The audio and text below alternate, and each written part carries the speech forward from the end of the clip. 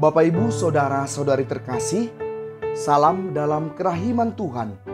Yakinlah bahwa Yesus sangat mencintai saya, Anda dan kita semua. Kasus pembunuhan almarhum Brigadir J masih menjadi pembicaraan hangat di tengah-tengah masyarakat Indonesia saat ini. Dan kita tahu bahwa Bapak Ferdy Sambo FS dan istrinya serta sekian banyak aparat lainnya telah ditetapkan menjadi tersangka kasus keji ini. Kita melihat dan bahkan kita juga ikut terlibat di dalamnya, merasa terkejut, geram, atau sekaligus juga mengutuk kejahatan ini. Dan ya, sebagaimana kita lihat, Ferdy Sambo memang kian disudutkan oleh masyarakat. Nah, Bapak Ibu Saudara-saudari terkasih, khususnya Anda yang menyatakan diri sebagai pengikut Kristus. Dalam video ini saya mengajak kita untuk menyadari tugas kita, kewajiban kita yang tampaknya kerap terlupakan. Dan hal itu bisa kita lihat misalnya dalam kasus kematian Brigadir J ini.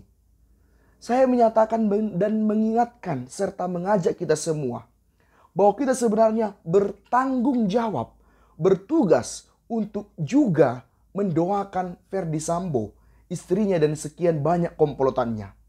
Ya, mendoakan Ferdy Sambo CS. Selain mendoakan korban dan keluarga dari Brigadir J serta para pejuang kebenaran dan mendoakan agar semua berlangsung sesuai dengan kebenaran, kita juga mesti berdoa bagi pertobatan para pelaku kejahatan ini. Saya duga ketika kita mendengar pernyataan ini, bisa jadi kita menjadi sangat terkejut. Bagaimana mungkin mendoakan seseorang yang kita tahu adalah penjahat besar dan sungguh sadis? Untuk apa mendoakan orang seperti itu? Atau kalaupun mendoakan, maka doa yang patut disampaikan adalah agar ia mendapat hukuman seberat-beratnya.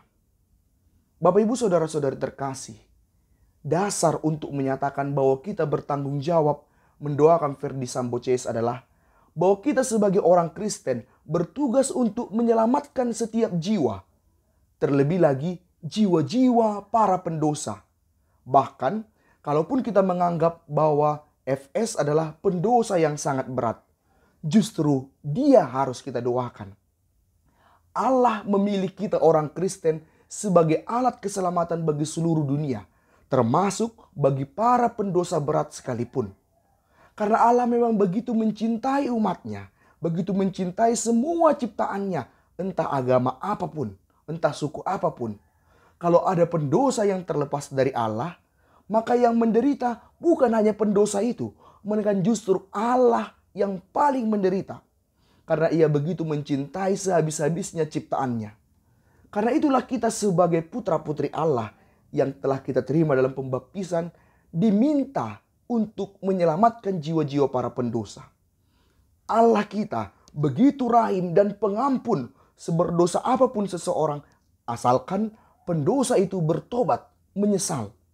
Dan luka-luka Yesus akan terbuka dan berdarah lagi karena jiwa-jiwa pendosa yang tak bertobat itu.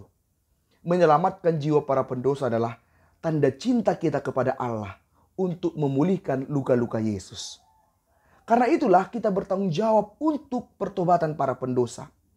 Dan ingat, kita sebenarnya tidak berhak untuk menghakimi siapapun dengan mengatakan dia pasti masuk neraka. Tidak. Kita tidak berhak untuk itu. Memang proses hukum akan tetap berlangsung. Tapi soal keselamatan jiwanya, kita tidak berhak untuk memvonis seseorang masuk neraka. Yang harus kita lakukan ialah berdoa bagi para pendosa. Misalnya Bapak FS. Persisnya ialah berdoa bagi pertobatannya. Karena dengan pertobatannya, seorang pendosa berat sekalipun terbuka pada pengampunan Allah. Jika seorang menyesal dalam tobatnya, maka dosanya seberat sehitam apapun akan diampuni Allah. Surga dibuka baginya. Dan untuk itulah kita diminta berdoa. Agar ia bertobat. Agar ia mendapat kesempatan memperoleh pengampunan Tuhan. Dan yakinlah doa-doa kita akan sangat mujarab bagi pertobatan para pendosa. Jangan sepelekan kekuatan doa-doa kita. Karena doa-doa kita menjadi alat yang ampuh menyelamatkan para pendosa. Memohonkan agar Tuhan mengirimkan rahmat pengampunannya. Karena lihatlah, pendosa berat sekalipun, misalnya seperti Bapak FS, kita lihat dia pasti sudah sungguh sangat terikat dengan kuasa jahat. Kiranya ia memang tidak lagi dapat menyelamatkan dirinya sendiri. Dia sudah begitu terikat dengan nafsu dosa-dosanya. Dia tidak dapat diselamatkan lagi kalau tidak ada bantuan orang lain yang mendoakannya. Ia jelas-jelas sudah sulit untuk keluar dari cengkraman maut itu. Matanya tertutup oleh nafsu si jahat, dan karena itu ia akan sulit bertobat. Maka disinilah dibutuhkan doa-doa kita. Bukan karena dia orang Kristen, tapi karena dia adalah ciptaan Allah. Semua ciptaan dicintai Allah.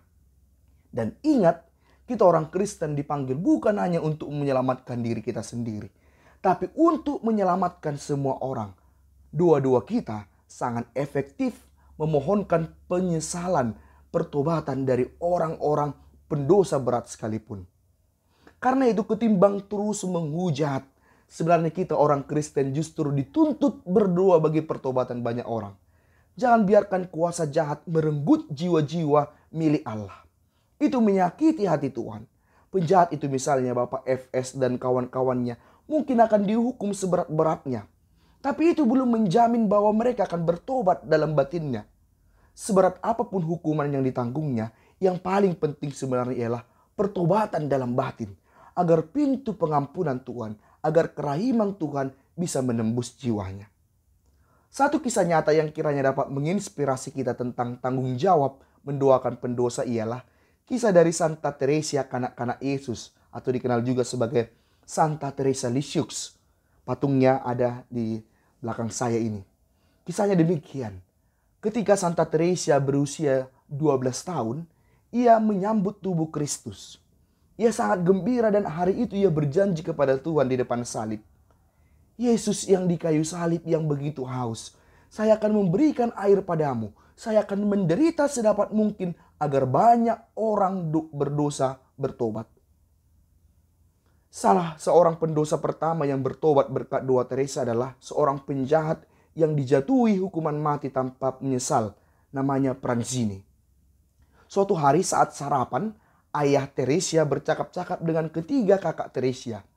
Teresa hanya mendengarkan bahwa seorang penjahat Pranzini dihukum mati. Penjahat itu sungguh bebal karena dengan kasus membunuh dan merampok. Ia sangat kejam. Dan ia tidak takut akan Tuhan. Karena itu ia berani memaki dan mengusir seorang pastor yang datang untuk menolongnya. Teresa berpikir untuk menanggung segala macam penderitaan agar penjahat itu bertobat. Dalam doanya Teresa memohonkan, Yesus, Pranzini itu ibarat luka di kanan kirimu. Dialah penjahat pertama yang saya doakan supaya bertobat. Yesus, berilah saya kekuatan agar saya kuat menolong para penjahat. Tak henti-hentinya Teresa berdoa agar Pranzini bertobat. Setiap hari surat kabar kala itu memberitakan Pranzini, mirip dengan keadaan saat ini. Teresa membacanya diam-diam. Ia selalu berharap Pranzini bertobat. Akan tetapi, hingga pelaksanaan hukuman, Pranzini tidak juga bertobat dan tidak menyesali perbuatannya. Tetapi, siang itu, saat alun-alun kota telah penuh, di mana mereka akan menyaksikan hukuman mati Pranzini, Teresa tetap tinggal di rumah, berlutut di kamarnya untuk berdoa. Sementara itu Pranzini telah hadir di tempat untuk dihukum mati. Seorang pastor berdiri dekat Pranzini. Pastor itu berharap dirinya masih dapat menolong Pranzini yang untuk bertobat. 5 menit lagi hukumanmu akan dilaksanakan. Adakah sesuatu yang kamu inginkan? Tanya pastor itu. Dan terjadilah keajaiban. Tanpa diduga Pranzini berkata, Pastor, saya ingin memegang salib yang dibawa pastor.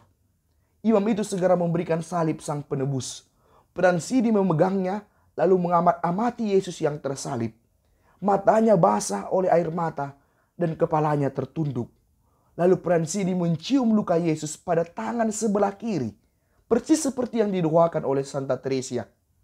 Imam itu segera membuat tanda salib di atas kepalanya yang tertunduk. Pastor itu tahu Pranzini telah bertobat dan menyesali perbuatannya. Dalam nama Tuhan, pastor itu memberikan sakramen pengampunan dosa kepada Pranzini. Beberapa menit kemudian Pranzini memang tetap dihukum mati. Berkat usaha Teresia, jiwa Fransini akhirnya diselamatkan. Semua orang tahu, terharu, alangkah baiknya Tuhan. Malam itu juga Teresa membaca berita di surat kabar dengan judul utama, Fransini yang bertobat. Tangan Teresia gemetar. Yesus telah mengabulkan permintaannya. Fransini telah mencium luka di tangan kiri Yesus, persis seperti yang didoakan oleh Fransini, ya oleh Teresia. Teresa berlutut dan mengucap syukur. Ya Yesus, hatiku sudah puas. Aku tidak akan perlu lagi melihat hasilnya. Kemudian, karena aku yakin bahwa Engkau akan selalu mengabulkan doaku. Aku akan terus mengorbankan kesenangan, keinginan, tenaga, dan waktuku untuk mendoakan orang-orang agar mereka bertobat. Semoga keinginanku untuk melepaskan dahagamu bisa terwujud. Dan semoga para penjahat bertobat dan menyesali perbuatannya. Lihatlah para saudara, doa-doa kita terbukti ampuh memohonkan pertobatan bagi pendosa. Dan yakinlah bahwa pertobatan para pendosa sangat menyenangkan hati Allah, memuaskan dahaga Allah. Sebagaimana dikatakan dalam Lukas 5 ayat 7. Aku berkata kepadamu, demikian juga akan ada sukacita di sorga karena satu orang berdosa yang bertobat, lebih daripada sukacita karena 99 orang benar yang tidak memerlukan pertobatan. Dan inilah tugas kita sebagai orang Kristen. Selain Santa Teresia, ada banyak orang kudus lain yang punya kisah serupa, yang berdoa mati-matian, berkurban mati-matian bagi pertobatan para pendosa, termasuk pendosa berat. Misalnya Santa Faustina Kowalska dan Padre Pio. Dasar mereka ialah karena mereka tahu Allah begitu maha rahim, sehingga Allah tidak ingin satu pun jiwa terlepas darinya. Karena itulah kita mesti berdoa bagi para pendosa seberat apapun. Kita perlu berdoa bagi pertobatan Bapak FS dan rekan-rekannya juga. Persembahkan doamu, misalnya 1 kali Bapa Kami atau 1 kali Salam Maria, dan lebih lagi Rosario dan Koronka bagi mereka para pendosa. Yesus, Engkau andalanku, Pace Ebene.